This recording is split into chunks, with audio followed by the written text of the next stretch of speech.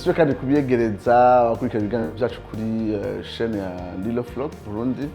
Tumaze igihe tubaganiriza igitabo c'abitesalonike ba mbere. Uno munsi turi kumwe na team reka twidondore gatonya. Jewe ni Nikiza Jean Apôtre, nkabasengera mu ishengero rya Christ Legacy mugabo ibikorwa vya discipleship muri Lilo Flock nkaba ndabikorera muri Green Cell, Nyamutanga, no Gihosha, Gasenyi, kariya karere. Sindi jenyine rero ndi kumwe n'abandi bene data, nashaka juste bababwire amazina yabo ce tujana mu gisongo cyacu cuno munsi. Reka mbere hano iburyo bwanje. Nitwa Iragonya Diomete, nkorera muri Green Cell no mu Gihosha. Nitwa Kaze Delicia.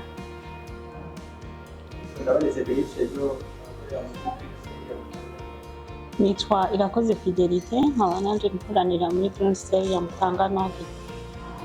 Nizere ko muri benshi muko badukurikirana turabaganiriza gusa ku mirongo mikenya iri mu bitesalonike ba mbere, igice gatatu kuva ku murongo wa mbere gushika kuwa gatanu. Kansabe Fidelite ayidusomere, ariko kandi no kuri eka baraza kuyiprojecta kugira ngo biborohere kujana natwe. Karibu.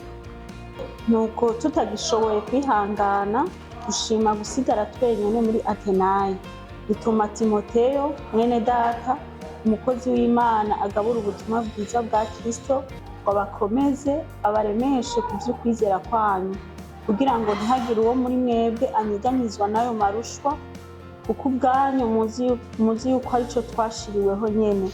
Kandi hamwe twari kumwe namwe twababuriye yuko tutazobura kubabazwa, kandi ariko vyabaye murabizi. Nanje nico catumye mpimiyo bitakinkundiye kwihangana, kugira ngo menye ukwizera kwanyu, nikenga ko wa musukanyi yoba yarabasutse, natwe tukaba twaratamijwe n'ubusa. Ni busa ariko badukurikirana yuko kuva mu gice cya kabiri cya gatatu muri rusange hari umutwe w'ijambo ukomeye canke intumbero ya Paulo ni kwerekana ingene biciye mu buzima bwe no mu ibango ryiwe yabereye akarorero abitesalonike. Mugabo mu kubereka ingene yabereye akarorero abigabura mu mico ibiri.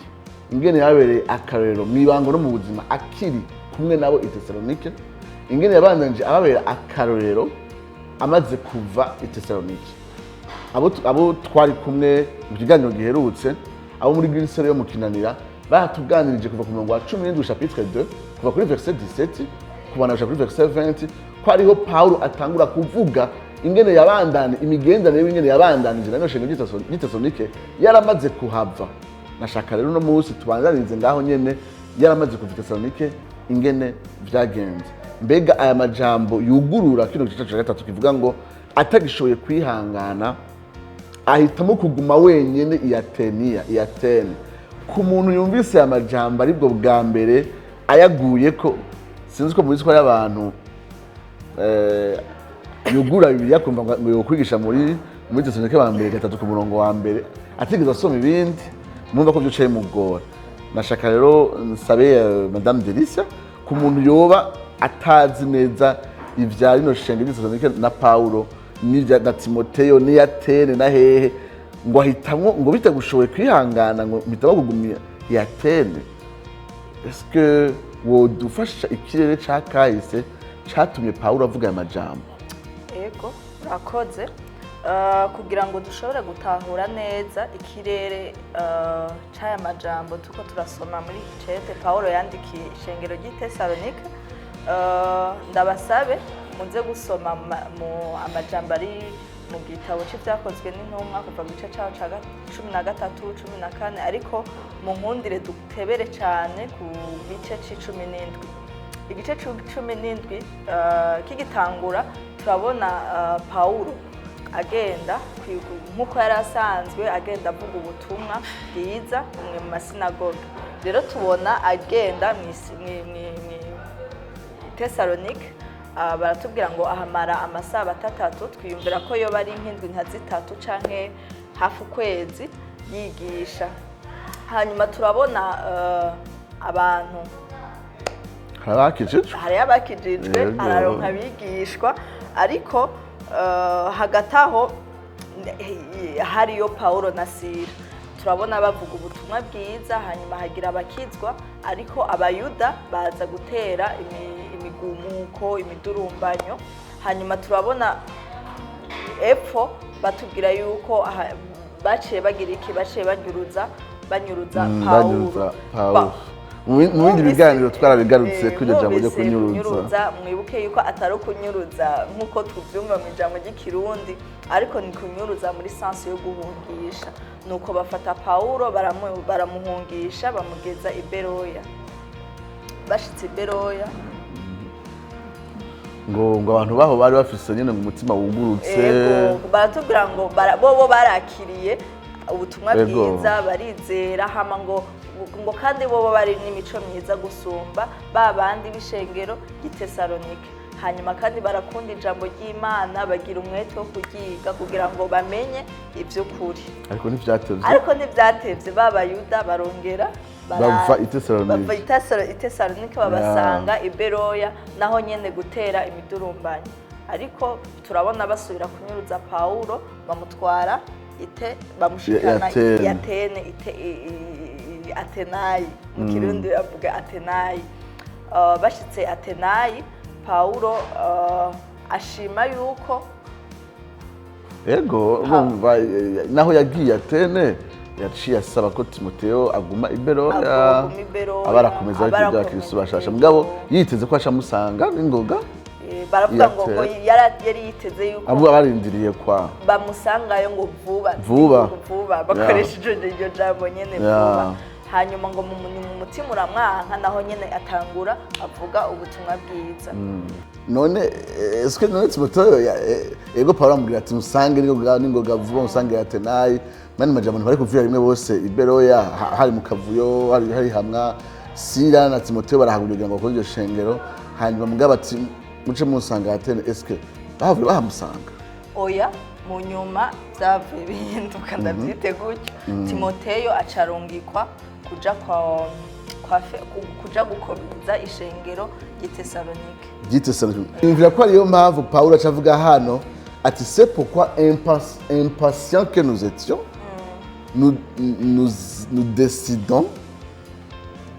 nous avons décidé à rester seuls à Athènes. Nimvira ko ariko dukurikirana batagiye kumva igituma Pawulo avuze ati tutagishoboye kwihangana cha duhitamwo ko tuguma twenyene i Athene mene majambo avuga yahisemo yuko Sila na Timoteyo bamusanga icaciye kiba rero Pawulo akivuga kuri mu kurikira nous envoyons Timoteyo mene majambo Pawulo yasize Timoteyo na Sila i Beroya mugabo hakuba bamusanga i Athene aca abatuma i Tesalonike hano naho Sila batamuvuga kumbure ko bagumanye na Timoteyo kumbure hano Luka ariko yatira attention yacu kuri Timoteyo gusumba rero Timoteyo arungikwa i Tesalonike kugira ngo abaze amakuru y'iryo shengero ngira tutaraja kure twibutse ariko badukurikirana yuko Pawulo yari yifuza cyane kumenya amakuru y'iryo shengero hari impamvu zatuma yumva iryo shengero rimuraje ishinga yifuza kumenya amakuru y'iryo shengero kuko ryari shengero ku ruhande rumwe atamaze umwanya muremure ariko araryigisha ku rundi ruhande yarisize mu ihama rero byari bikenewe ko amenya cyane amakuru y'iryo shengero ariko rero tugaruka kajambo gakomeye kakoreshejwe hano ngo nous envoyons Timoteyo Timoteyo tubona ari umucollaborateur ari très proche wa Pawulo ku buryo sinzi ngene bivuga ubona ko iyo habaye ikibazo camusaba we ko ahaba hamwe yo kwifuza umuntu akora canke avuga exactement nkawe option ya mbere ya Mari Timoteyo yari umuntu w'umwizigirwa antuka yari umuntu w'umwizigirwa urabona ko muri ministeri umuntu wamukeneye umuntu w'umwizigirwa atari gusa mu ngeso no mu vyizego sinzi ko ari indi mirongo tworonka muri Bibiliya abandi basinziriye ntibadufashe iyindi mirongo yerekana ubwo bucuti n'ubusabane bwa Pawulo na Timoteyo mw'ibango sinzi ko tujombe ntari umurongo usotura umurongo w'ikete Pawulo yandikiye abikorino abamenyesha Timoteyo wariwe avuga ngo ni igice cya 4 ku murongo wa 17 avuga ngo nico gituma batumye ko Timoteyo umwana wanje nkunda ayobokera umwami wacu azobibutsa inzira zanje zo muri Kristo nk'uko nigisha hose mu mashengero yose. Wow, trésor. hari n'undi murongo w'icete Pawulo yandikira ab'i Filipi igice cya 2 umurongo wa 19 avuga ati ariko nizigijwe n'umwami Yesu yuko nzobatuma ko Timoteyo kuba kugira ngo nanjye zishire umutima hamwe n'inamenye ibyanyu sifise uwundi ari n'umutima nk'uwo yoba bari ibyanyu. Murakoze cyane kuri iyo mirongo itwereka ingene Pawulo yizera cyane Timoteyo. Numvira ko ari ikintu gitera intege ko Imana itanga abantu bafasha abandi mw'ibango ku buryo naho Pawulo yasa n'umuntu akomeye azi byinshi yahuye n'Imana muri iyo gitangaza. Uno muhungu naho yari akiri muto yashobora kurungikwa sur le terrain kandi akabaho presque umwimbu nka wa wundi nyene nkaho Pawulo yari kuba hari. Sinzi ko nanje muri serire mfise Timoteyo wanje she bari trésor ni Diome na uko rwose nasivye murambona bigenda neza. Abatimoteyo ni benshi, Imana yampejagije benshi ntiyamaye umwe. Nashaka twaviro tubandanya buhoro buhoro ingene Pawulo kuri iyi mirongo avuga ngo atubwiye ico cyatumye atuma Timoteyo intumbero. Deje kubona uyu Timoteyo n'imigenderanire yari afitanye na Pawulo, mugabo ico yamutumye gukora kwari kwexhorta canke kwankuraja kwafermisa ishengero ry'Itesalonike. Ariko uravye umurongo wa 2 iyo urungitse umuntu ukamutuma muri mission uramuhereza n'ibikoresho. Mbega Timoteyo ko atumwe ku ishengero ry'Itesalonike, muravye umurongo wa 2 nibihe bikoresho Timoteyo afise bihava bikazomufasha gukomeza kwankuraja ishengero ry'Itesalonike? Fifa ico wabonye? Ego ana umurongo wa 2 arashimangira gutuma Timoteyo mwene data umukozi w'Imana agabura. Wow. Ndumvira yuko iyo emphase ya Pawulo yo kuvuga ingene ari umugabuzi w'ubutumwa bwiza en rapport avec la mission atari ikintu kiri gratuit, kuko yarazi ko ari umwizigirwa mu kugabura ubutumwa bwiza, kandi kuko yarazi ko isho shengero ari cyo nyene rikeneye kugira ngo ribe encouragé. Niyo mpamvu yarungitse Timoteyo. Ariko rero tukivuga ubutumwa bwiza hari igihe abantu bumva umenga yamurikanye ubutumwa bwiza gusa, mengo ni ikintu gito, mengo nico kitwa igikoresho. Ego umenga ni ikintu gito muri context yacu, umenga ni bya byizegwa by'ibanze. Umuntu arabirengana yenda akaja mu bintu bikomeye, akaja mu bindi bintu bihambaye. Mbega wogaruka ku definition ubutumwa bwiza muri kino gihe cacu buriko buribagirwa kubera buriko buraba neglige canke buriko burarengerwa n'inyigisho z'ibinyoma. Hamwe umuntu yosubira mu majambo make icari c'ubutumwa bwiza, yova ko ubutumwa bwiza ari twohanahana, ari trésor, ari delice, wari wese yo tubira gatoya icari c'ubutumwa bwiza. Ubutumwa bwiza ubwo Pawulo yarungikanye Timoteyo nk'uko Pawulo anatubwira ati bafise ubutumwa bumwe. Ubutumwa bigaragara ko icambere ubutumwa bw'urukundo. Urukundo Imana yagaragaje ku bantu bari mw'isi biciye mu gutanga umwana wayo Yesu Kristo. Turabona mu Yohana igice cya 3:16 ngo kuko urukundo Imana yakunze abari mw'isi niko rwatumye gutanga umwana wayo w'ikinege. Ntiyaje kuduha ibintu ngo vy'amahera cane, ahubwo yaje kugira turonke ubwo bugingo budashira. Ubwo butumwa bwiza Timoteyo yarungikanywe harimo ico kintu c'urukundo rw'Imana yadukunze ikabiserura biciye muri Kristo Yesu. Delice.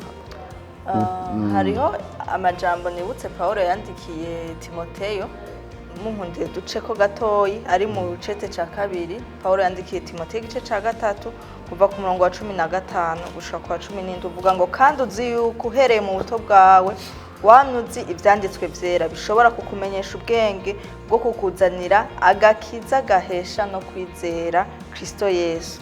Ivyanditswe byose byahometswe n'Imana kandi bigira ikimazi cyo kwigisha umuntu no kumuhana no kumutunganya no kumutoza indero nziza mu kugororoka kugira ngo umuntu w'Imana abushitse afise ibimukwiye byose ngo akore igikorwa ciza cose. Nasa n'uwunganira Trésor, intumbero y'ubutumwa bwiza ni tubona Pawulo ariko arandikira Timoteyo kugira ngo byibuke ubutumwa buzana umuntu wese kwizera Kristo Yesu, tukabona ko n'intumbero atari kugira ngo umuntu agire ubutunzi ariko intumbero ahanini turayibona muri aya majambo Pawulo yariko aramwandikira. Muri make ntaco kongera. Bona jewe ubutumwa bwiza tubona nuza kutwereka igikorwa Kristo yakoze mu gutanga ubuzima bwiwe abutangira twebwe abanyavyaha, aho tubona Imana imuduha nk'incungu yacu. Nibaza ubutumwa bwiza nubwo rero buza kutwereka ko twebwe turi abanyavyaha dushoboye kwikiriza mugani kandi dushobora gukizwa na Kristo. Ndiko nivyo ko Pawulo ariko aragendera abantu b'abanyamahanga basenga ibintazi, yatanga kubabwira icarico Imana uburangamutima bwayo. Ubutumwa bwiza buhera mu kuvuga ico Imana ingene ari Imana yera, ingene ari Imana itunganye, kandi yaremye umuntu imwishushanije kugira ngo aserukwera kwayo mw'isi, aserure ubwiza bwayo mw'isi, ishusho yayo mw'isi, inganje yayo mw'isi, abe hayiryohererwa, ayinezererwa, ayihesha icubahiro. Ariko ubutumwa bwiza buteza kutubwira yuko hari inkuru mbi yitwa icaha, aho mw'itogo rya Edeni umuntu yagararije akikwegera umuvumo w'icaha, uburake bw'icaha, kandi akaba uwononekaye muri we ku buryo ataciza na kimwe kimubamwo. Bwa gatatu, ubutumwa bwiza butubwira kuri Yesu Kristo nk'inyishu ku kibazo c'icaha, aho aza akadukura ku muvumo n'uburake bw'icaha n'uburake bw'Imana twari tubereye kuko turi abanyavyaha, yongera abaho ubuzima bugororotse mu kibanza cacu, arapfa ariko kandi arazuka kugira ngo adutsindanishirize kandi aduhereze intsinzi hejuru y'urupfu n'ivyizigiro by'ubugingo budashira naho tuzoba twarapfuye. Inkuru nziza kandi tubwira yuko uyu Yesu Kristo aduhereza mpwemu yera, akatuvyara ubwa kabiri, tukavyaremwe bishasha, umutima ugarariza ugasubizwa n'umutima wumvira, tugatangura guserura ya shusho y'Imana progressivement kw'isi nk'uko Imana yaravyifuje. Ku mpera ya vyose, ubutumwa bwiza butubwira ko Yesu Kristo azogaruka akaza kuduhereza imibiri idapfa, agakura icaha burundu muri twebwe, akadushushanya nawe rwose, maze ubwami bwiwe bw'amahoro n'ubugororotsi bukaganza kw'isi nk'uko Imana yarabiteguye kera mw'itogo rya Edeni. Niyumvira yuko iyo ari incamake y'ubutumwa bwiza Pawulo yagenda aravuga hose. Pastor ndabaciremo gato. None ubutumwa bwiza cyane ubutumwa butarimo ivyo bintu bine nyamukuru ushimikiye iremwa ukugwa Yesu Kristo inagurwa.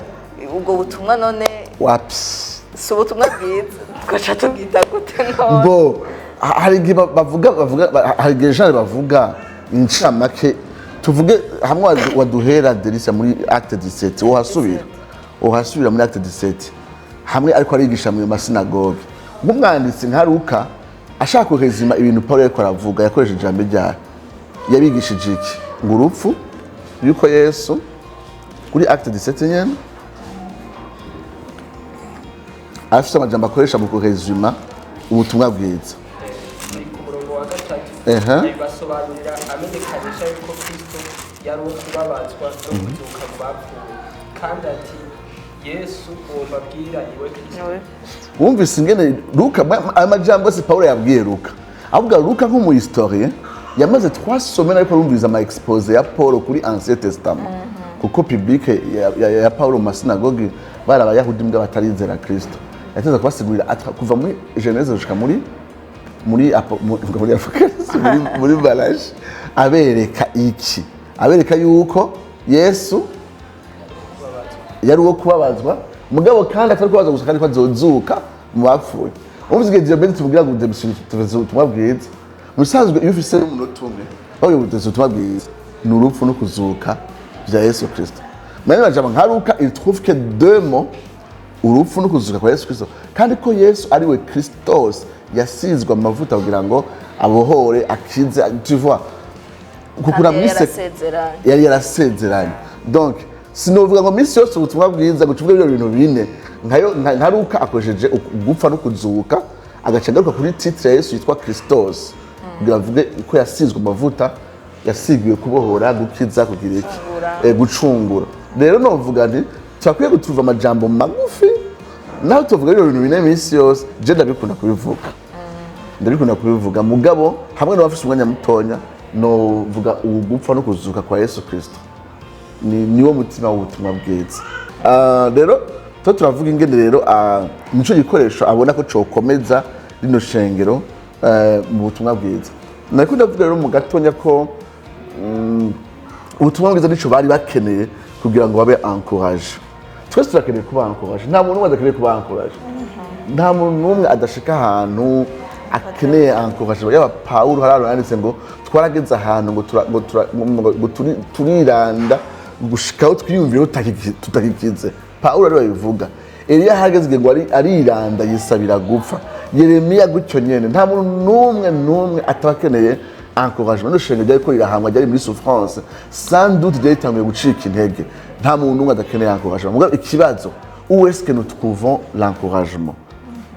Rero muri iyi myaka yacu ikintu ca encouragement caravuzwe cane, ca motivation, kumotiva, gutera intege, gushaka vuga ministère nyene amaparole de motivation. Ugasanga hari ibintu byinshi cyane vyancourage abantu menga nyene uri mu gentleman igihe wamuvuga amajambo nyene ari positive ubwira umuntu nyene urashoboye urahambaye nawe wabishikako haguruka gira ikiti kenshi turishimikiza imirongo ya Bibiliya mva itereza nyene gushaka nyene berekana ko nyene ari ivy'Imana. Mugabo ikibazo ni hari igihe mvuga ko atari evangile vraiment, atari evangile. Sinzi ko namwe autour de vous hamwe umuntu yora ibintu bidukikuje biriko birakoreshwa pour motiver les gens atari evangile muramusanga ari biki?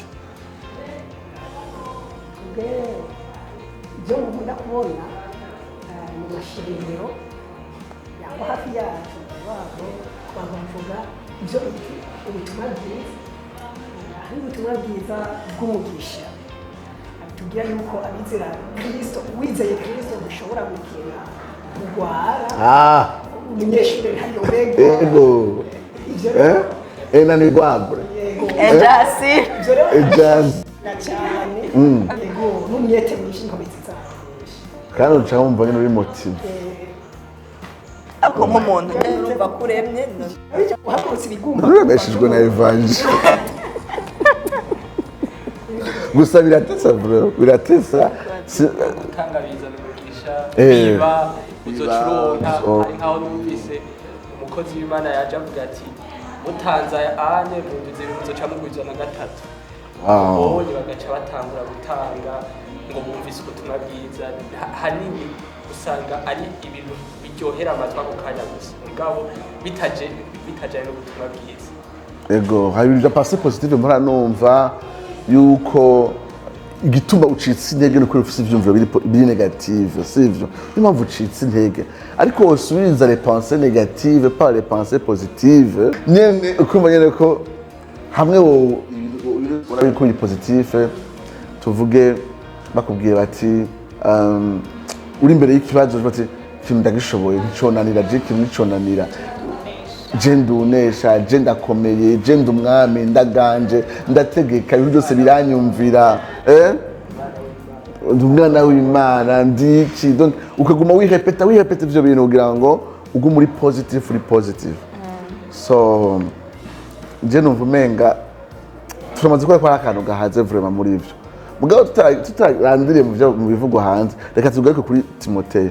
Nimba Timothée yaratumwe mu ishengero ariko riraba persécuté, akaba yarafite igikoresho bita évangile pour les encourager. Tugerageze kwimaginer est-ce que ni gute évangile muri no contexte ya souffrance yari sanse kuba encourage. Naho ndafise umurongo uri mu biko y'igice cya abiko y'uwa kabiri igice cya kane umurongo wa 17 Paulo bariko yandika iryo shengero aharigira ngo kuko amarushwa yacu ahwahutse yakanya kandi haleluya yongeranyije cyane kudushikiriza ubwiza uburemere bw'ibihe bidashira. Bibaza ko mu bihe by'amarushwa nk'ivyo iri shengero ryari iri ryari ijambo ry'indemesha nubwo bariko baraca muri ivyo bintu hari ico biteze ko Yesu niyagaruka kandi evangile iremplika le retour de Jésus ko niyagaruka ivyo bariko baracamo nk'amarushwa ahubwo bizorushiza kugwizwa bigahinduka une gloire éternelle kuri bo kandi ko ari ivy'igihe gito ugereranije na l'éternité.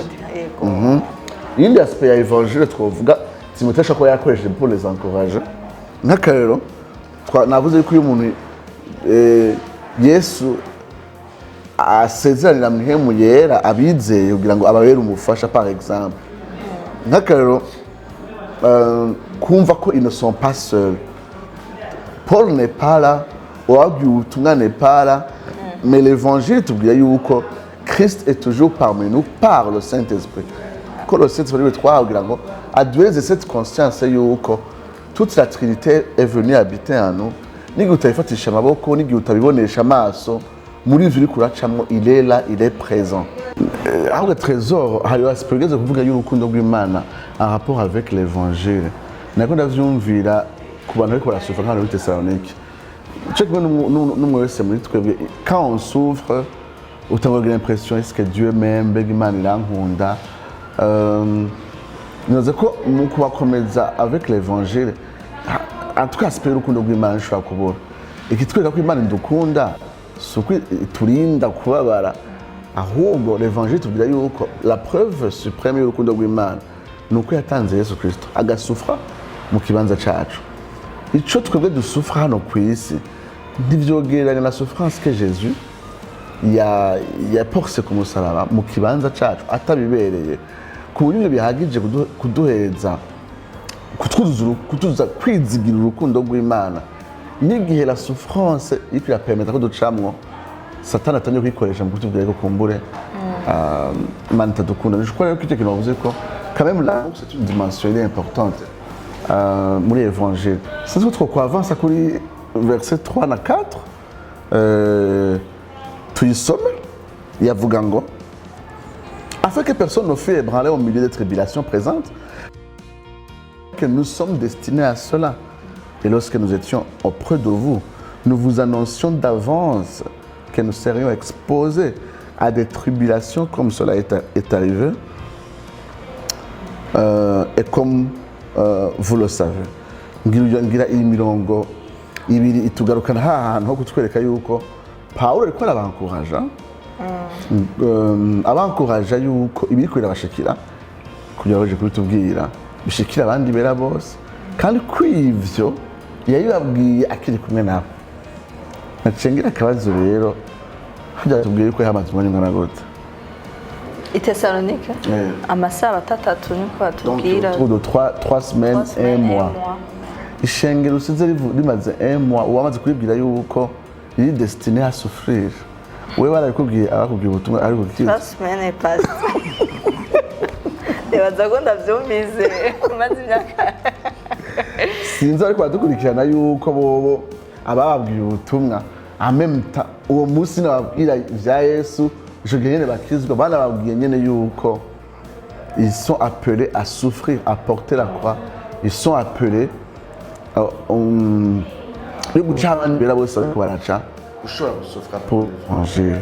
En tout cas uko ndabibona autour de nous sinzi ko ari ikintu gikunda kuvugwa cyane autour de nous sinzi ko mubibona canke nje nihenze ese kirakunda kuvugwa oya musanze ubonye siko bimeze ugerageje kumva ubutumwa bwiza butandukanye uragenda rumva haba ku marezo sosiyo canke ku mashengero nta muntu agenda abwirwa imediatima yuko azosuka kwezi kenshi kumva wakire Yesu nk'umwami n'umukiza bizoca bigenda neza ubuzima bwawe sesera umuco gusa.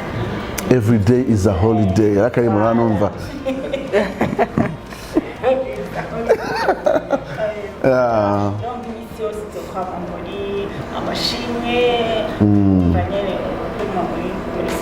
ndashaka kubabaza gato En fait tuko turavuga aya souffrance ibi tubona muri contexte tuko turasomamo turabona Paul akubitwa tukwa ategwa amabuye ndetse namwe hari n'igihe bibajije ko yapfuye hanyuma Imana iramugarukana. Shaka kubaza iyi souffrance tuko turavuga n'aya mabuye yo gutegwa canke mu buzima twebwe tubayemwo izi souffrance tuvuga no gukubitwa no gutegwa amabuye nka Paulo canke souffrance ukurira bivuze ama souffrance ari diversifié même n'igihe cya Jésus yavuga mu byo butandukanye nk'akaba yavuze ati utanse se canke nyina ntakwiye kuba mugishwa wanje yashatse kuvuga yuko gukurikira Yesu hari umunsi bizogushira simisi yose ariko hari igihe bizogushira ahantu uhitamo entre allégeance kuri Yesu Kristo canke attachement émotionnel ku membre de ta famille igihe batemeranje nawe kujana n'agakiza n'ibindi bitandukanye bakobije gukora ivyaha ukavyanka igihe bakora ubwo badakirijwe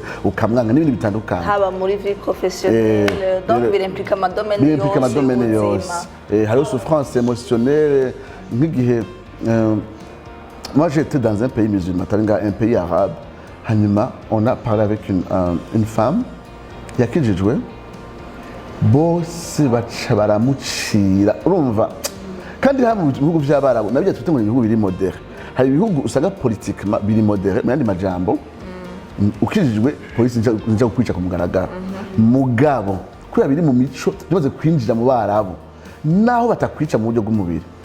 Baba famille iragukaraba kandi se by'imyaka 5 muraheza kandi nta kintu kirabaje nk'ico onye hanyuma ku kazi bugiye ukijijwe no nibi bihugu tuzanga na pays modéré mani bajama na pays alliés na États-Unis na Occident hada iyo ukijijwe iyo ugiye gusaba akazi ahantu kiretse atawundi muntu agashoboye nta kazi uronka ivyo birazwe yego aho hose za Egypte za Tunisie za Jordanie iyo souvent on a ma pays arabe alliés aux États-Unis c'est politiquement quoi que les États-Unis qui bakura ko les groupes terroristes extrémistes mugabo mu buzima bwa misi yose un chrétien doit souffrir yakurikiye Kristo bon natwe kubera gutyo nyene professionnellement il otanga ibituriye utemeye gusambana ngo uronke promotion il y a tellement de choses iyo ushavye kuri kuba radical mu gisho Yesu Kristo tu souffres ego urashaka kuri umugabo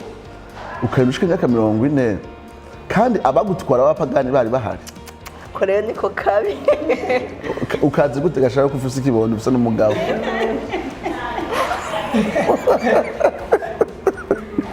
mugabo ndakubwiye ni waduprovote aba souffrance ari nk'iyo ni souffrance ikomeye gose cyane so yeah ego rero nako ndavuga ni atuka ikintu coroshe nkuko yako bitubwira mugabo ashaka kumubaza fifino ya iyo ntambara est-ce que kutabibwirwa kare bifise inkurikizi zayo kutabibwirwa kare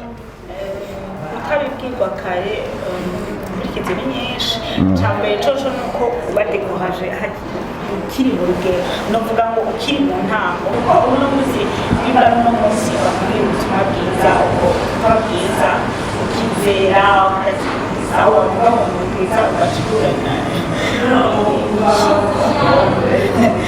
gerageza ati usanga uhangayikira wenyine canke urashaka urugendo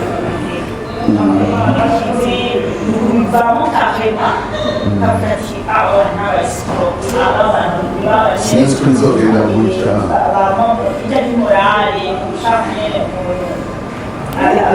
Imana z'igisoda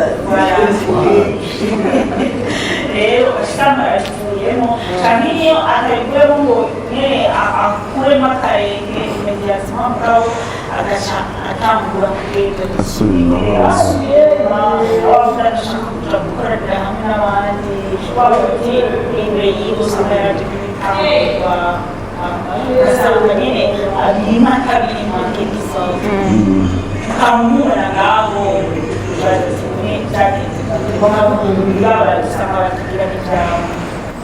je me dis rero umuntu atagira ivyamwa uwo muntu souffrance ije aca biheba est-ce que aba yarakijijwe kuko effectivement je dois na handi iyo ubwiwe evangile dakwiye est-ce que tu es sauvé ushobora gukurikira abandi ushobora gukurikira Yesu entre guillemets aho tubingarukanya ahantu ku gitabo c'ingenzi ziko mu gitabo c'ingenzi mu Kristo yatangiye urugendo ngara abandi bagangira babiri bamukurikiye mugabo ngo bageze ahantu ngo mwishayo bita maganya abanyarwanda bagize ngo mwishayo gahinda gasaga sinzi iryo zina ryo bari kuye abanyarwanda mbwa twe tuvuga ishayo maganya ngo aguyeyo yaciye abwira mu Kristo ngo none ngo byari kumubwira by'ijuru ngo ni ibinye ngo none ngo nyuma ntanguye kugiza ingorane ngo rero tugitangura ngo nitwabandanya bizogenda gute burya ngo yagenda arasoza ava muri gashayo asubira yavuye urantahura mbwantweta yaba we yaba mu Kristo ntibari bwashike ku musaraba bene banje ntanwe muri we yari bwakizwe ubwo omwe Kristo mu Kristo ari informé yuko inzira agira ata yafashe implique la souffrance uwundi nawe yasa n'uwatangiye urugendo mugabo ataratahura neza ce iyo nzira implique je crois que twima abantu akajyo ko gukizwa nyakuri mu kubahereza ubutumwa budakwiye numva tuko turegereza kurangiza iganiro cacu umwanya wacu wagiye mugabo kuri uyu murongo wa nyuma wa gatanu dusanga ngo Paul il s'est informé ngo dans la crainte avuga ngo dans la crainte yuko le tentateur atoba yarabatanse ngo akisanga il a travaillé en vain iri jambo ryankoze ko ndavuga ni il avait une crainte yuko le tentateur ashobora kubasubiza inyuma binyereka yuko la souffrance c'est ikintu gitonye nani bajambo Paulo yazi ko c'est un instrument satana akoresha kugira asubize umuntu inyuma wigeze kwivuka umuntu naho atobivamo burundu akamara igihe yarasubiye inyuma alors nuba yarakirijwe authentiquement la souffrance ishaka kumusubiza inyuma naho umuntu Imana ishaka kumunagura kubera ingabire y'agakiza idatakara mugabo ugasanga yarasubiye inyuma yarahushije ibihe byiza n'Imana ibyo gukorera n'Imana arababaye kubw'Imana Imana yaramuhemukiye abantu turi turaganira ndamubaza nti mwene wanyu ari hehe acambwira ati yavuze ati ibintu bidushikiye ibintu bitubako mu muryango hehe yumva umenga arashavuriye Imana atamaze kumwe akataja gusenga rero ashobora afise imbuto y'Imana muri we mugabo le coup ya souffrance buriya hari giba dur kubura umwana kubura umugabo ukiri mutonya ko bagutora ingwara idakira kumusa utari ubyiteguriye uno muri uca kwa muganga kuzo ngo madame ngo sari gitanda hajya madame ngo burya ngo gitashe abanye baganga bivugume fifage mu bivugume nga vraiment nta emotion mwashize ma vraiment ngo ngisharaje ngo ngisharaje warukigenda warugitambuka bakubwira ibyo bintu bagutoye none gamana est-ce que tu es mon ami vraiment burya la souffrance c'est ikintu coroshe kirashobora gutuma satani akumanura niyo mpamvu même Paul il avait une crainte wewe nyene bamutwaye bamunyuruje bro cha wumva abo abantu ari bagikizwa urumva ko bitavyoroshe Diomede atari nkawe mbona umengura injyamu ngo nabari Yesu France gukubita kumva nyene ko je nibirashikira mugabo simba nimvira umuntu ashobora guheza amashure hari umuntu bari kwatubwira yamaze 10 atakaza afise cyumvira yamaze 10 atakaza 10 heje université atakaza office abandi barakaronka kubure bakaronka no mu buryo bubi wewe ukanga kwikomprometa kozo n'imyaka 10 ziruzuye yamana kera batubwira ngo wewe gusa ngo gororoka ngo izoguhemba uko ya evangile nyene ivuga ati ni wagororoka hari ivyiza ikiguhera ngaha nyene ukazona 10 ziraheze ushomereye delisi uje imyaka 3 ya mbere umenga nibisanzwe wa kane wa gatanu uri muhira wa gatandatu uri harameze uga delisi ku telefone ni WhatsApp na status zirakurambira aza kuramwo WhatsApp tatari kubera urwaye kubera depression. Alors je me dis que le tentateur arakoresha souffrance, il ne faut pas la minimiser. Naho uvuga ati tadizira ko jambo ry'Imana bivuga ko twahamagara ngo souffre ngo bya delisia. Urumva wadusomera nivyo mugabo en soi la souffrance c'est un instrument Satan akoresha. Niyo mpamvu il voulait que il rassure yuko ils ne sont pas ébranlés dans leur foi. Nizere que imyanya yacu nk'inye yafashije benshi wo buri kurasufra pour l'évangile kuko umwigishwa wa Kristo gutari kuri compromettre ku buzima bwawe bwo kwigishwa wa Kristo naho uri kurasufra nukuri Dieu est là cerekana cyambere yuko Imana ari hiri nuko yamanutse ikadusanga biciye mu mwana wawe Yesu Kristo, nuko yaduhaye ingabire ya mpemu yera aba muri twebwe, aguma muri twebwe. Nukuri iyo souffrance ntigutume ukekeranya ico Imana n'icyo yakoze muri Kristo Yesu. Nizere ko abadukurikiranye bose kino kiganiro cyabafashije, babandanya bakurikirana yandi ma emission ajanye na nino epitre ya Paul kuri Thessalonike. Shimire Dieu meri twabaye. Murakoze namwe. Wamutekeje buti munsi yose. Ningabire gusema kwihereye. Ndavyisanga. Tushimire Delicia wamukubagana buti munsi yose. Turashimiye Trésor twabaye muri emission na muganga Fifi. Imana ibahezagire, tuzosubira mu yandi ma emission akurikira. Ciao.